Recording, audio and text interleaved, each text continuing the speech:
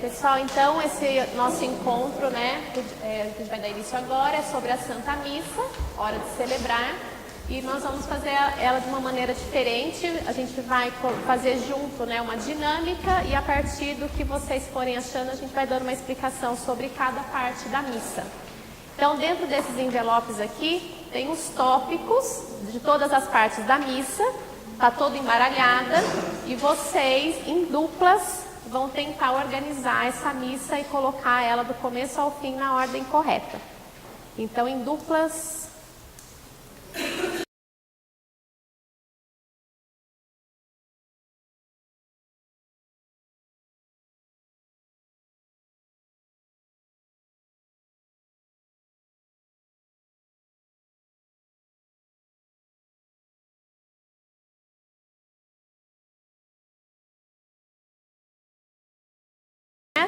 Então, a missa ele é o culto mais sublime que a gente pode oferecer. A missa é o culto mais sublime que a gente pode oferecer ao Senhor, né? Então, na missa a gente vem para ouvir, né, o que o Pai tem para nos falar, como a gente deve agir diante da nossa vida, das coisas do cotidiano também, né? E não é só ouvir, né? A gente chega, ouve, e não adianta a gente sair dali da porta da igreja para fora e não conseguir colocar em prática tudo que a gente ouviu, né? Assim a gente vai ser um cristão bem hipócrita, né? Eu vou à missa todos os domingos, não sei o quê, mas na minha vida eu não faço nada do que foi falado, eu não aprendi nada, eu não coloquei em prática. E uma coisa que o Felipe também já falou, que é muito importante, a gente também não deve, né, falar que eu rezo em casa, para mim é muito mais importante isso, é um momento que eu tenho com Deus, então para mim não é interessante, não gosto de ir à missa, eu gosto mais de ter o meu momento com Deus sozinha em casa. E isso não pode ser colocado como uma verdade, porque é muito mais importante você vir em vida na missa, porque é uma comunidade, né? A comunidade está junto, vocês são membros da igreja, vocês são membros do corpo de Cristo, então isso é muito mais importante, né? Que pelo menos aos domingos, né? Uma vez por semana, uma horinha da sua semana seja dedicada a esse culto, né? E outra coisa também que às vezes incomoda muita gente, que a gente ouve muito falar, é que assim, eu conheço fulana lá da igreja, ela é ministra da Eucaristia, se diz toda carola, mas na vida real ela é fofoqueira, ela é isso e aquilo. A gente não tem que julgar as pessoas, a gente tem que vir por nós mesmos e esquecer, colocar, né, não ficar olhando para o lado na igreja, julgando, olhando, aquele está conversando, aquele está no celular, aquele... Não, a gente foca e é o nosso momento ali na hora da missa. E as missas, elas faz parte de um calendário, né? Tem o calendário litúrgico das missas, que a Mari vai falar um pouquinho, que ela inicia no Natal, como o próprio calendário, né? Como que começou o calendário? Ano 1 depois de Cristo, ano 1 antes de Cristo, né? Então o calendário litúrgico também começa no nascimento de Cristo. Então a Mari vai falar um pouquinho. O folhetinho. Estava até comentando com a Fê que quando eu fiz esse livro, eu lembro que tinha na minha sala de fiz uma imagem dessa assim, pegada na parede. Eu lembro bastante. Bom, a gente está terminando para nós católicos o nosso ano, dentro do ano litúrgico. É um pouquinho diferente do calendário comum. Então a gente está encerrando o nosso ano. E no dia 3 de dezembro, que é o dia da vida de vocês, da pessoa,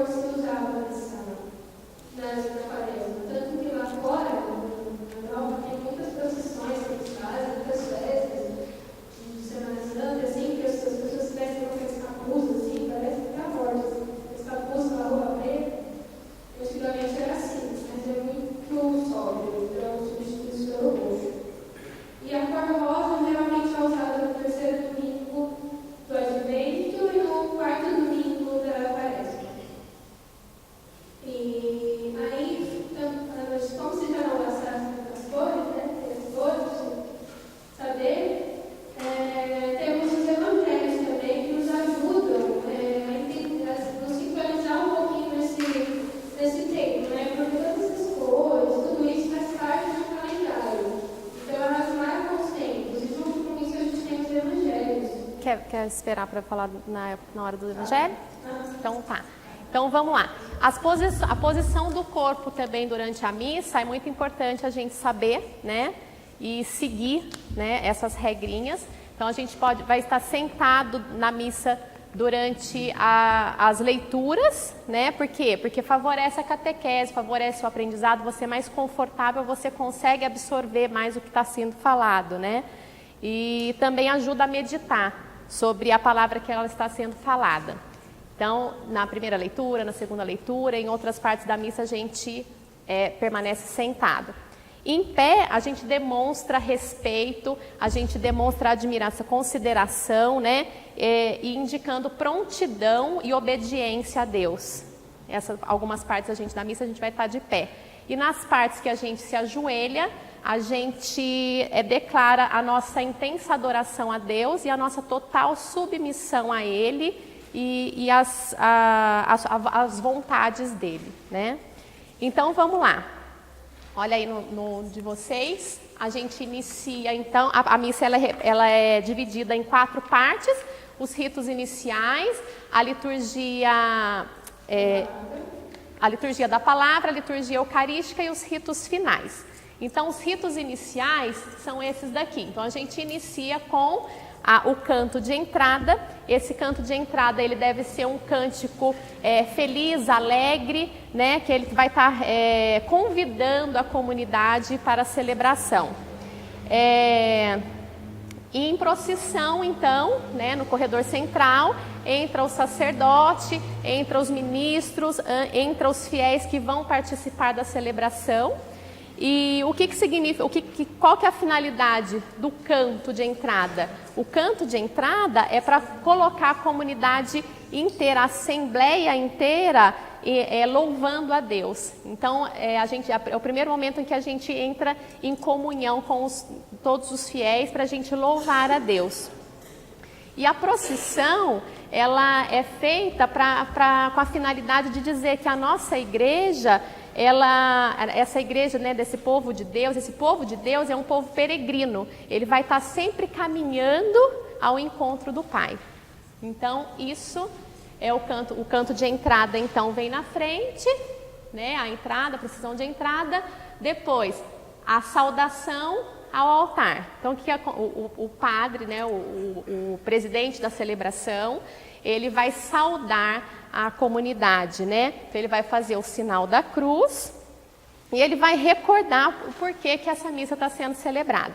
Então, esse é o primeiro, né, a procissão de entrada, saudação ao altar. Depois, o ato penitencial. O que quer dizer o ato penitencial? Então, o celebrante, ele nos convida a fazer um exame de consciência, né? Geralmente, eles iniciam com um período de silêncio curto, mas que para a gente se reconhecer pecadores, né? E que a gente necessita da misericórdia de Deus. Então, o ato penitencial, ele pode ser feito de 3 maneiras. Ou como um ato de contrição, que até o Luiz estava falando, né? Confesso a Deus Todo-Poderoso e a vós, irmãos e irmãs, né? Enfim, esse é um ato de contrição, em forma de diálogo, né? Cristo, tende piedade de nós, Senhor, tende piedade de nós, né? Em forma de diálogo, ou através de ladainha. A ladainha é cantada, né? Então, Senhor, que vieste salvar os corações arrependidos, né? Então, pode ser feito dessas 3 formas, o ato penitencial. Então, a gente se arrepende dos nossos pecados e pede a misericórdia de Deus. Nesse momento da missa, a gente pode ser absolvido dos nossos pecados veniais, que são os pecados mais simples, né? Os pecados do dia a dia, mas os pecados mortais a gente não consegue absolvição somente no ato penitencial. Então precisa de uma confissão. Depois então vem o glória. E o glória é uma mistura de louvor e de súplica, né? Ele pode ser cantado. Então a gente louva a Deus e a gente reconhece diante dele o quanto que a gente necessita dele, no glória. Depois vem a oração. É que ele fala, oremos, né? É uma oração que vai expressar o caráter da celebração. O sacerdote ele vai fazer essa oração ao Pai por nós, né? Em nome de toda a comunidade, em nome de toda a assembleia. E nelas são agrupadas ou recolhidas as necessidades de toda a assembleia. Aqui então a gente finaliza os ritos iniciais e vamos passar para a liturgia da palavra. Não tá indo. Liturgia da palavra, então. A primeira leitura, né? Aqui a gente colocou ali o silêncio, mas a primeira leitura, no de vocês não tem o silêncio, né? Vai parte para a primeira leitura. Então, a primeira leitura é feita normalmente, tirada dos livros históricos ou proféticos. É sempre uma leitura do primeiro Testamento. Ele vai anunciar a salvação que se realizará plenamente em Jesus Cristo. Então, essa leitura, ela é proclamada da mesa de leitura. Para a assembleia, é aquela mesinha que fica do lado direito, que se chama ambão. Depois da primeira leitura, a gente tem então o salmo responsorial. Pelo próprio nome, né, responsorial, é a resposta que a gente dá à palavra de Deus que foi feita na primeira leitura. Depois então vem a segunda leitura. Ali está como leituras bíblicas só, né? Então, mas no de vocês está como segunda leitura. Em geral, ela é tirada da Carta dos Apóstolos e apresentam à comunidade o mistério de Cristo e exortam, né, a comunidade, a assembleia, a vivê-lo. Ela também é proclamada da mesa da palavra, do ambão que fica do lado direito. A gente vai ter a aclamação ao Evangelho. A aclamação é feita também através de um cântico, geralmente um cântico de alegria, um cântico de ação de graças, né? Então, o aleluia, né, que a gente canta. E depois do aleluia, o presidente da celebração ele vai falar, né? O Senhor esteja convosco e a assembleia, ele está no meio de nós. E a gente faz a proclamação, né? Proclamação do Evangelho de Jesus Cristo, segundo o Evangelho, que é aí o que a Mari vai falar. Cada ano é lido um Evangelho. Então, nós estamos no ano de... Bom, a gente está nos anos do Evangelho divididos A, D e C. Aí nós estamos terminando o ano A, que é o ano de Mateus. Depois nós entramos no ano B, Marcos. Isso quando começa o advento já começa essa marcação. E Lucas é o ano C. Então a gente estava no Lucas ano passado, estamos agora em Mateus. E isso é mais para a gente trazer para o domingo, né, durante a semana também.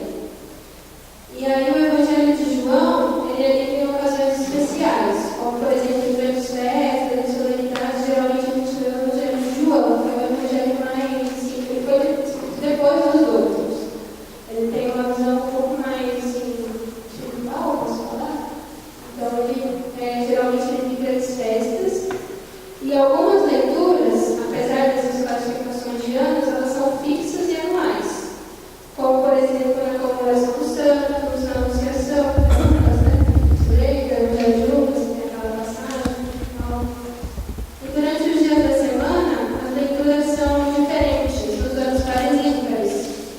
Então, quem participa da missa ou liturgia todo dia, tem quase a Bíblia inteira em 3 anos. Então é isso. Então, depois então do Evangelho, está todo mundo acertando aí?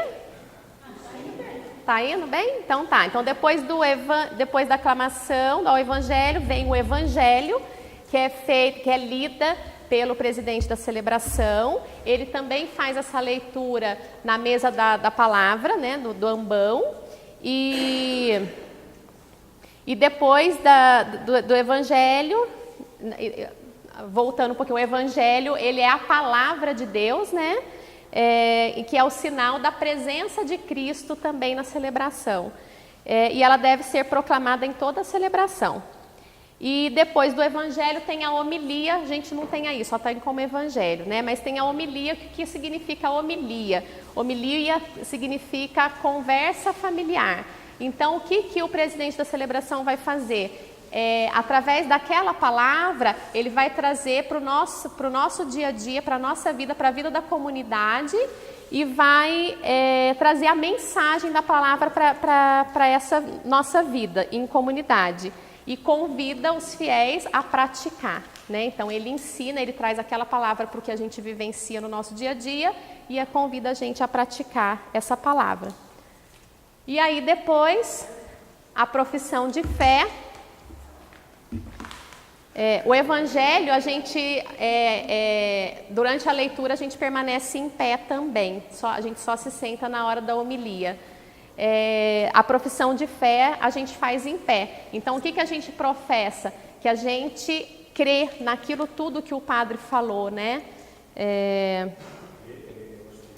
Toda a estrutura e toda a nossa religião, né? Tudo. Creio em Deus Pai Todo-Poderoso, Criador do céu e da terra, e em Jesus Cristo, seu único Filho. Então, a gente vai professar toda a nossa fé, né? Nesse momento. Depois vem a oração dos fiéis, que também é feita em pé. As intenções são as intenções da comunidade ou de algum povo que está em sofrimento, alguma tragédia que aconteceu naquela semana pode ser colocada, o poder público também pode ser colocado. Então, são essas intenções geralmente que são colocadas na oração dos fiéis. Aqui, então, a gente encerra a liturgia da palavra e a gente vai para a liturgia eucarística. Na liturgia eucarística, ele é o momento mais sublime da missa, né? Que a gente vai agora, as atenções desse momento vai se voltar totalmente para o altar. Então, a gente tem que estar com o olhar bem fixo no altar em tudo que está acontecendo, em tudo que o padre está fazendo naquele momento. A gente vai vivenciar novamente a paixão de Cristo, né? Então, a gente tem que ter essa noção da importância daquele momento. E tudo que é feito também na liturgia eucarística, na preparação eucarística, é para preparar todos os fiéis a receberem o corpo e o sangue de Cristo. E aí depois, então, aqui não tem mais a sequência, né?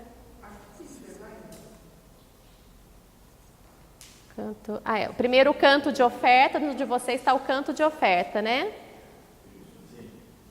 Nesse canto de oferta não é necessário que ele se fale do pão e do vinho, mas ele pode falar do oferecimento, né, da vida, né? É uma melodia mais calma.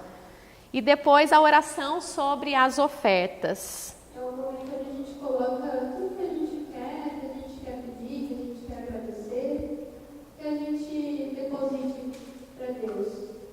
É esse o momento. A gente se oferece, né? E aí a oração eucarística. O sacerdote, em nome de todo o povo santo, glorifica Deus Pai e lhe dá graças por toda a obra de salvação.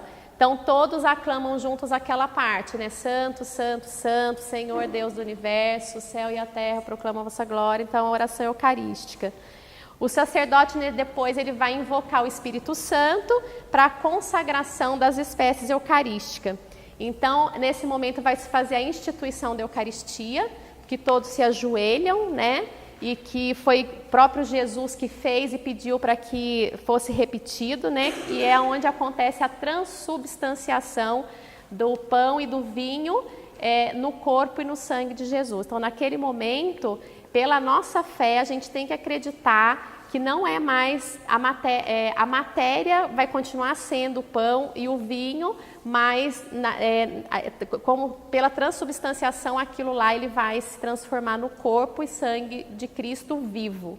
Então, pela nossa fé a gente acredita nisso.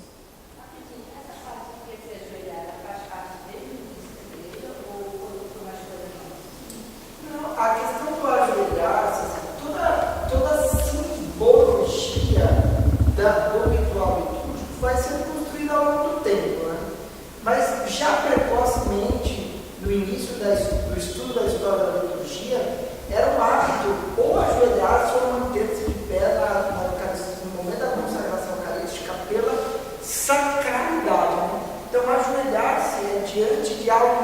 sagrado, muito santo. Então, muito precocemente, isso já era um hábito. Nas primeiras comunidades, quando se celebrava a Eucaristia, isso não é tão claro, não tem isso descrito dessa forma, mas muito precocemente na história da missa, isso já acontecia. Porque tem muita gente não ajoelha, mas isso não é opcional. O que a introdução missal romana pede é: as pessoas que estão impossibilitadas de se ajoelhar diante do milagre eucarístico podem permanecer em pé como sinal de respeito. E mesmo as que são incrédulas, ou seja, eu não acredito naquilo, mas eu estou acompanhando alguém, sugere-se, pede-se, por gentileza, permaneça em pé como respeito ao que está acontecendo. Então, o ideal é Ou ajoelhar-se ou ficar de pé. Alguns teólogos dizem que ficar de pé daria uma sensação de prontidão, né? Eu estou de prontidão para vivenciar essa experiência. Mas a maioria é consensual, aí o Buda vai nesse sentido também. Todo mundo prefere que o quintal de trás, tem uma pessoa que pode fazer pensante. E além de tudo é isso, ajoelhar-se facilita para que todos vejam. É muito importante, moçada, que vocês assistam à consagração. É um hábito, só para fazer um parênteses, é um hábito que a pessoa começa a liturgia eucarística, né? O Senhor esteja convosco. Na verdade, é justo e necessário, o cara já olhando para a palma da mão. O que tem tão interessante na palma da mão? Então, consagrando ao Senhor Jesus Cristo lá na frente, está olhando a palma da mão. Então, porque ele fala assim, né? Tomai todos e comei, né? Então, este é o meu corpo. Aí o cara fala, este é o meu corpo. Levanta o corpo e olha para a palma da mão. Tá? Ele fala, este é o meu corpo. O cara está apontando. Não. O momento após a comunhão é um momento de intimidade, né? Mas durante a celebração, olhem o Senhor, olhem a consagração. Aquilo é a coisa mais importante que está acontecendo na celebração da comunhão. Toda missa é um preparatório para esse momento. Porque é o momento. É o momento ápice. Então depois vem. Não. Aqui no de vocês não tem, né? A oração do Senhor, que é o Pai Nosso. Essa oração ela é feita em conjunta entre o sacerdote e a assembleia. E uma coisa que o Jamil sempre fala, né? Que depois do Pai Nosso feito dentro da missa, não tem o amém. Porque depois o padre continua a oração. Então, somente durante a missa que não tem o amém. Mas na oração do Pai Nosso tem o amém. Depois tem a saudação da paz, no de vocês não tem, é um momento que é opcional, tem alguns padres que fazem, tem alguns padres que não fazem, por alguns motivos de que acha que a Assembleia precisa se manter naquele sentimento mais, né, mais quietinho, né? Vira, né, gente que sai de um banco, que vai para o outro, e vai...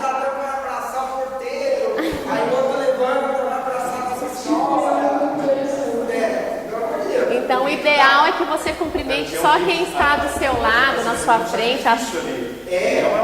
Não é uma manhã que você está... De alegria.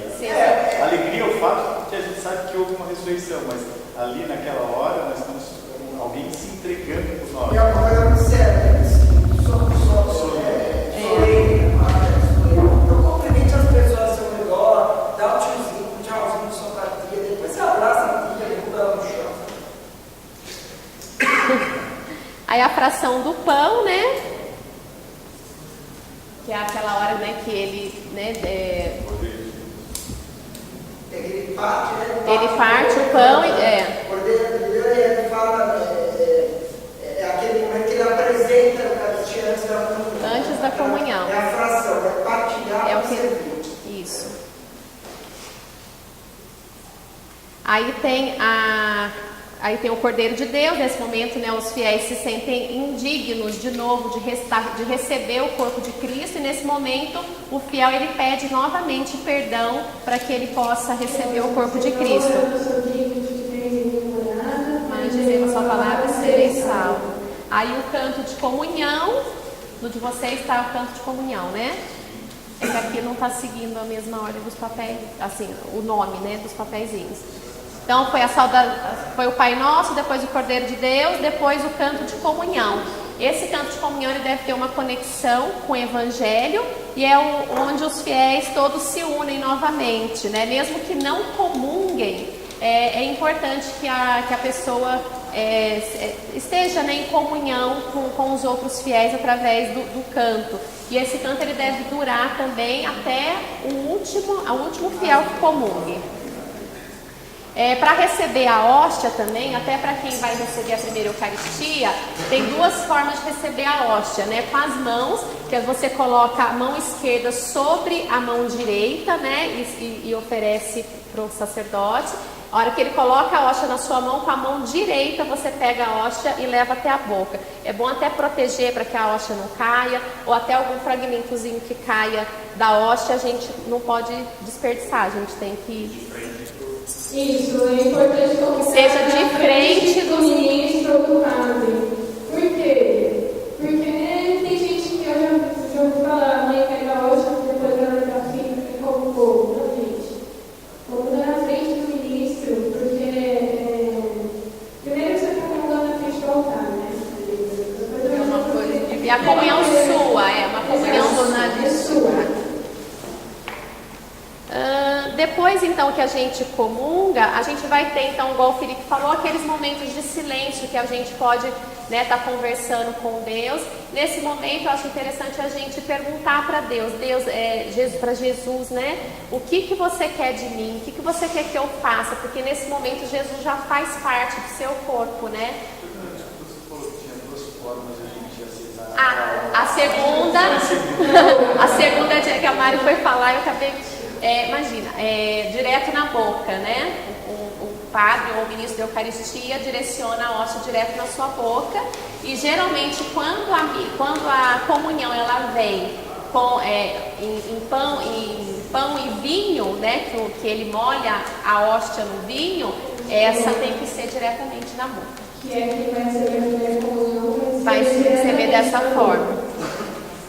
Então, depois de comungar, a gente tem esses minutinhos que a gente conversa ali, tem aquela intimidade, é um momento que você tem como se você tivesse abraçado a Jesus mesmo, né?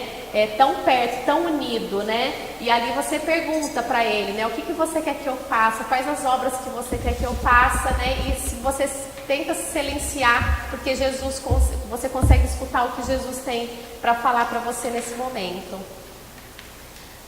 Depois, aqui se encerra a liturgia eucarística e aí a gente vai para o rito final, né, que o povo recebe a bênção, né? Então o padre dá toda a bênção final, fazendo o sinal da cruz, e a gente precisa valorizar muito, com bastante fé, essa bênção que a gente recebe no final da missa.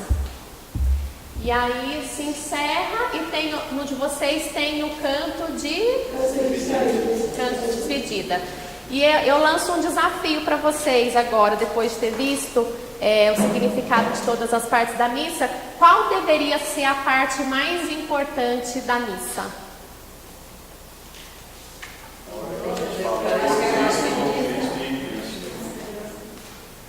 Então, a parte que deveria ser a mais importante é a hora que encerra a missa, que é a hora que você sai dali e você vai colocar em prática tudo aquilo que você recebeu durante a missa. Essa deveria